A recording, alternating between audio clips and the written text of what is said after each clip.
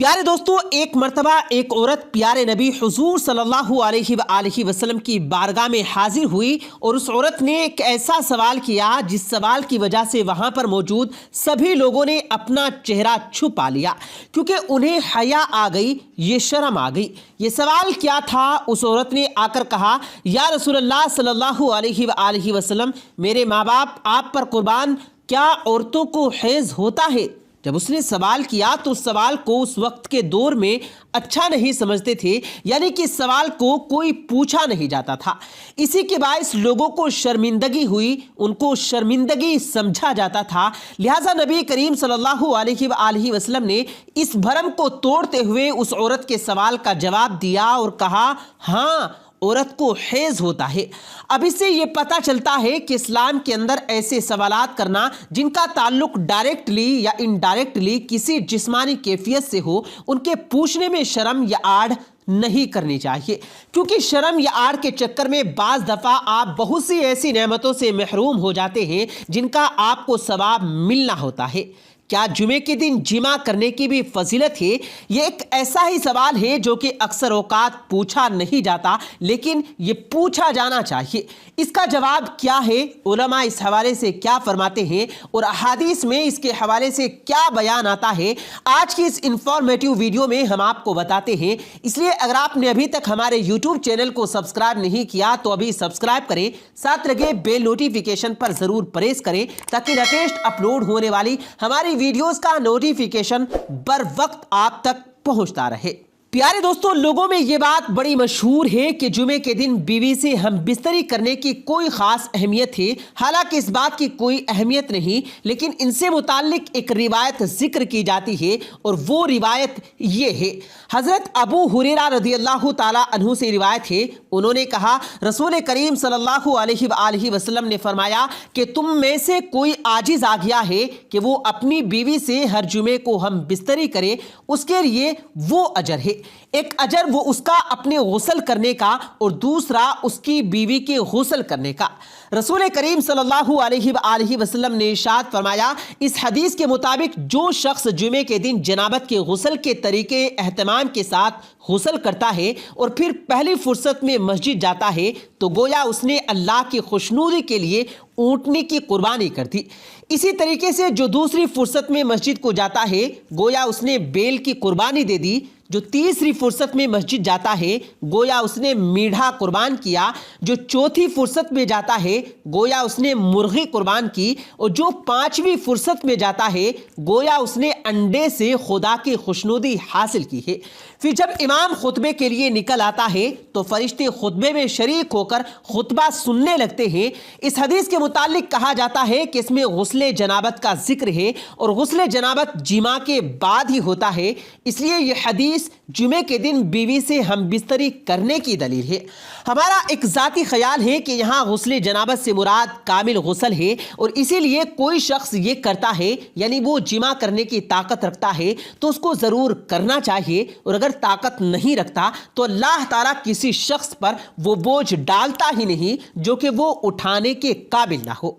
इसी हवाले से प्यारे दोस्तों आगे चलते हैं और आप दोस्तों को कुछ आम चीजें आपको पता होनी चाहिए वो बताते हैं, उनको भी हम आपके सामने जिक्र कर लेते हैं। प्यारे दोस्तों, बालिग औरतें और बिलखुसूस शादीशुदा दोस्त व अहबाब जो है वो इस वीडियो को खुद भी देखें और अपने दोस्तों के साथ भी इसे जरूर शेयर करें ताकि सबको इस वीडियो का फायदा पहुंचता रहे। एक मामला कुछ यूं है कि नबी करीम सल्लल्लाहु अलैहि वसल्लम से जब निकाह की जो सुन्नत है उसको जब आपने अदा किया उसके बाद आगे से आगे बढ़ाते गए, यानी कि आपको पता होगा इस बारे में, शायद आपने कहीं पढ़ा हो या जिक्र भी सुना होगा कि जब किसी इंसान को दुनिया के अंदर शादी के हवाले से कोई पूछता है तो बंदे का जवाब ये होता है कि क्या मेरे पास इतना माल, इतनी दौलत है कि मैं शादी कर सकूं? क्या मेरी आने वाली औलाद को पालने के लिए मेरे पास सरमाया होगा जो कि ज़रूरी होता है?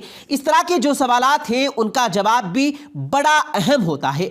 अब इस जवाब का अगर मैं जिक्र करूं, आप दोस्तों के साथ शेयर करते चले कि देखिए, अल्लाह तबारक व तआला की ज़ात ने कुरान करीम में फरमाया कि औलाद को इस डर से कत्ल ना करो कि वो तुम्हारे दस्तरखान में तुम्हारी शराकत दार बन जाए। جو ایسا کرتا ہے تو بنیادی طور پر اللہ پر تقوی نہیں کرتا، وہ خدا پر بھروسہ نہیں کرتا۔ اس کو یہ لگ رہا ہے کہ شاید وہی اپنے بچوں کو پال رہا ہے، کھلا رہا ہے۔ ایسا نہیں، انسان کی اتنی اوقات نہیں کہ وہ کسی کو کھلا پلا سکے۔ پیارے دوستو، یہ بات مشہور ہے کہ جمع جو ہے وہ انسان کی آنے والی نسلوں کو کنٹرول کر رہا ہوتا ہے۔ اب یہ بات آپ سبھی لوگ جانتے ہوں گے، حالیہ دور کے اندر لوگ ایسے بھی ہیں جو کہ اس حوالے سے کچھ چیزوں کا خیال رکھتے ہیں، کیونکہ اگر وہ اولاد نہیں چاہتے تو وہ مباشرت طول کر لیتے ہیں، لیکن وہ اس کو اس طریقے سے کرتے ہیں، اس طرح سے پروٹیکٹ کرتے ہیں کہ آنے والی جنریشن پیدا ہی نہ ہو۔ اب ایک اہم بڑی چیز ہے، اس حوالے سے لوگ سوال بھی کرتے ہیں تو علماء جو ہے وہ کہتے ہیں یہ طریقہ غلط نہیں ہے، کیونکہ جو اب کے وقت میں استعمال ہوتے ہیں یہ پروٹیکشن اور یہ ساری چیزیں تو دور جدید کی چیزیں ہیں۔ جس طرح ہم بجلی استعمال کرتے ہیں، موٹر کار استعمال کرتے ہیں، لیکن اگر غور کیا جائے پرانی باتوں پر، جس طرح موٹر کار سے لوگ پہلے گھوڑوں پر سفر کرتے تھے، اسی طریقے سے اس عمل کو بھی، یعنی آگے اولاد کو پیدا کرنے کے عمل کو بھی روکنے کے لیے لوگ اس وقت بھی چند ایسی تدابیر استعمال کرتے تھے جنہیں آج بھی استعمال کیا جاتا ہے۔ وہ اپنے معدے کو عورت کے معدے کے ساتھ ملنے نہیں دیا کرتے تھے۔ تو کچھ اسی طرح کی کچھ چیزیں جو روایت میں پائی جاتی ہیں، جن سے کافی سارے معاملات حل ہو جاتے ہیں اور کافی سارے سوالات کے جوابات بھی آپ کو مل جاتے ہیں۔ اب دوستو آگے بڑھتے ہیں، جن میں جمعے کے دن کے جانے والی کچھ غلطیاں بھی ہیں، ان کے حوالے سے بتاتے ہیں۔ ہم اکثر اوقات کچھ ایسے معاملات کر لیتے ہیں جن کے باعث ہمیں کچھ نہ کچھ وہ پریشانیاں آگے جا کے فیس کرنی پڑتی ہیں۔